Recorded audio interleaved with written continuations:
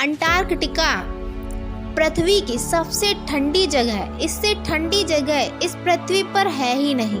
यहाँ बर्फ की इतनी मोटी चादर है कि अगर वो पिघल जाए तो दुनिया में प्रलय आ जाएगी। यहाँ पर लगभग 300 किलोमीटर की स्पीड से हवाएं चलती हैं, जो कि एक बिल्डिंग को आसानी से गिरा सकती हैं। इस वीरान और बर्फीली जगह में कोई भी जीव नहीं पाया जाता है। इस जगह पर कोई भी इंसान नहीं जाता है और इस जगह पर किसी भी देश का अधिकार नहीं है।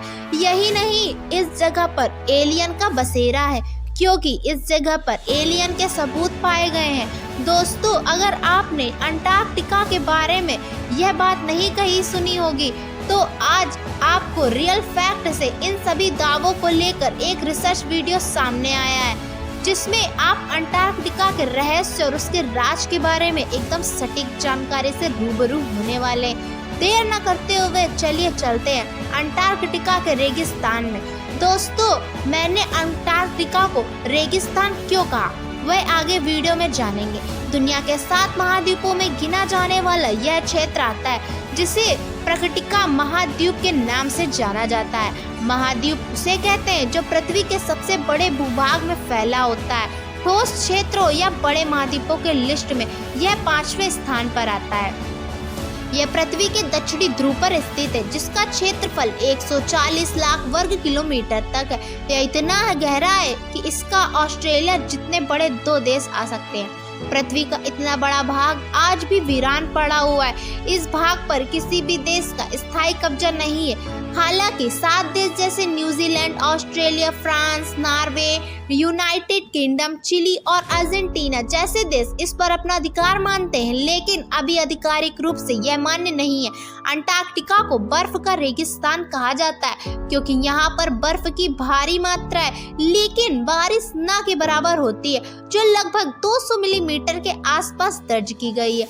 हालांकि बारिश यहाँ न के बराबर मान सकते हैं, क्योंकि बारिश अगर थोड़ी बहुत होती भी है तो वह सतह तक आते आते स्नो टाइप की हो जाती है, जिसे बर्फ की बारिश कहते हैं। अंटार्कटिका का पूर्वी भाग पश्चिमी भाग की अपेक्षा अधिक ऊंचाई में स्थित होने के कारण अपेक्षाकृत अधिक ठंडा रहता है। इस क्षेत्र का कोई भी टाइम जोन नहीं है। यहाँ मुख्यतः 2 दक्षिणी ध्रुव हैं। जब आप ग्लोब देखते हो तो देखते होंगे कि एक रेखा उत्तरी ध्रुव से दक्षिणी ध्रुव की तरफ आकर एक केंद्र बिंदु पर मिल जाती है। यह केंद्र बिंदु ऐसा है जो एक ही स्थान पर रहता है, बाकी इसके चारों किनारे वाले क्षेत्र घूमते रहते हैं। दक्षिणी पश्चिमी ध्रुव की अपेक्षा दक्षिणी पूर्वी ध्रुव अधिक ठंडा और शुष्क रहता है। इसकी ऊंचाई भी ज्यादा है। इस ध्रुव पर एक तारा समान ऊंचाई पर चक्कर लगाता रहता है और इस बिंदु पर कभी भी अस्त नहीं होता। अंटार्कटिका का बहुत ही ठंडा स्थान है। सर्दियों के दौरान कई सप्ताह तक यहाँ सूर्योदय नहीं होता और गर्मियों के दौरान दिसंबर के अंत तक ये मार्च तक सूर्यास्त ही नहीं होता।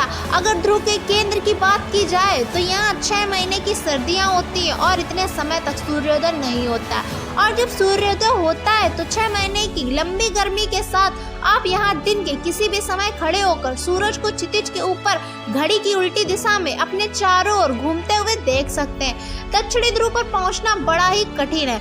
यहाँ समुद्र और समतल समुद्री बर्फ से ढका हुआ है। दक्षिणी ध्रुव का केंद्र बहुत ऊंचे स्थान पर है। यह उन स्थानों से बहुत दूर है जहाँ पर वैज्ञानिकों की बस्तियां हैं। यहाँ जाने वाले जहाजों को प्रायः बर्फीले समुद्री रास्ते से होकर जाकर गुजरना पड़ता है। अगर आप तट पर पहुँच भी जाते हो तो यहाँ से दक्षिणी ध्रुव के केंद्र पर पहुंचने में लगभग 1600 किलोमीटर की लंबी यात्रा करनी पड़ती है। इससे बर्फ की सतह की बात की जाए तो लगभग 1.9 किलोमीटर तक मोटी बर्फ की सतह है, जो कि लाखों वर्ष पुरानी है। कहा जाता है कि पहले इस जगह पर तापमान काफी ज्यादा था। इसके बाद यहाँ टुंड्रा वनस्पति की मात्रा काफी ज्यादा थी। फिलहाल टुंड्रा वनस्पति अभी भी है, लेकिन कम मात्रा में। बाद में प्लेटलेट के सरकने के बाद और कुछ प्राकृतिक कारणों के कारण यह बर्फ का रेगिस्तान बन गया। दूसरा कारण यह भी है कि सूर्य के प्रकाश का बहुत ही कम मात्रा में यहाँ पहुँचना। पृथ्वी के लगभग 90% बर्फ 2 जगह पर पाए जाते हैं, एक ग्रीनलैंड और दूसरा अंटार्कटिका।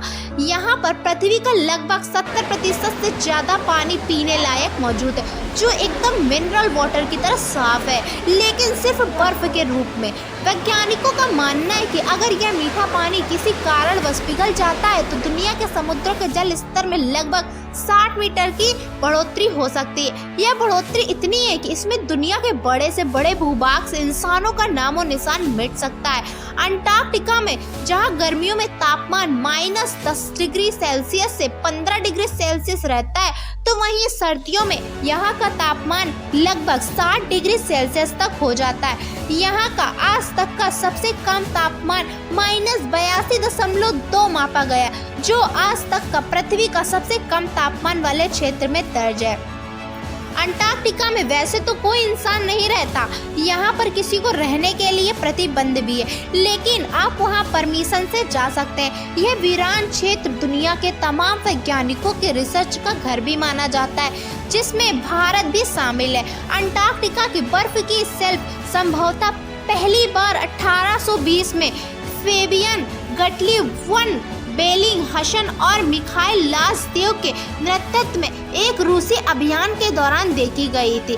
अंटार्कटिका पर लगभग 30 देशों का शासन है, जो सभी 1959 में बनी अंटार्कटिका संधि प्रणाली के पक्षकार हैं। संधि की शर्तों के अनुसार अंटार्कटिका में सैन्य गतिविधि, परमाणु विस्फोट या फिर कोई और मानवीय कार्य करने की अनुमति किसी भी देश को नहीं है। गर्मियों के महीने के दौरान लगभग 5000 लोग यहाँ पर बने अनुसंधान स्टेशनों पर रहते हैं, पर सर्दी आते ही यह आंकड़ा घटकर लगभग 1000 हो जाता है। इन वैज्ञानिकों का लगभग 80 से ज्यादा रिसर्च सेंटर है, जो यहाँ पर जमी बर्फ के साथ साथ मौसम बदलाव और बहुत कुछ चीजों के बारे में खोज करते हैं। यहाँ क्षेत्र चारों ओर समुद्र से घिरा हुआ है। समुद्री तूफान और हवाएं यहाँ बिना किसी रोक टोक के बहती हैं। इनकी तीव्रता इतनी ज्यादा होती है कि अगर पलक झपकते ही वह तुम्हें गिराकर बर्फ में तब्दील कर सकती है, क्योंकि यहाँ पर समुद्र से सीधी हवा आती है। अंटार्कटिका में इस ग्रह की सबसे तेज कांटाबेटिक हवाएं जो चौंका देने वाली हैं। ये हवाएं 200 मील प्रति घंटे तक पहुंच सकती हैं।